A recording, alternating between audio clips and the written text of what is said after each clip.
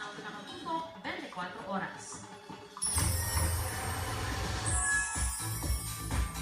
Lalong tumitindi ang Aldab phenomenon. Kitang-kita ito sa tuwing dinadagsa sa mall show si Alden Richards at saan man magpunta si Yaya Dub. May chika-chika Tatibayan. Dahil wala nang mapwestuhan sa mismong activity center ng mall. Sa labas na nag-antabay ang mga tagahanga ni Alden Richards sa Bulacan.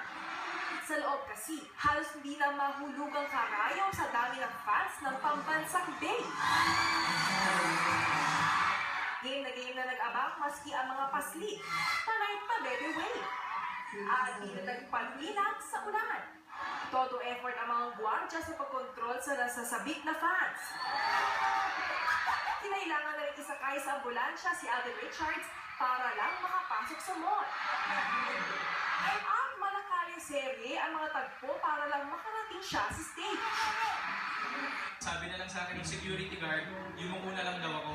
Nung kasama ko pong security na, yumuko na lang daw ako para hindi na masyadong dumami yung tao. Doon, wala pong sugat, walang galos, I'm okay. Pagsampa sa entablado, nakabibingi ang tilian. Isang fan naman ang sinaklolohan sa gitna ng mall show. Safety nyo pa rin po yung importante. Kung talagang nararamdaman nyo na po na delikado na pumunta sa isang lugar, huwag nyo na lang pong ituloy kasi marami pa naman pong pagkakataon.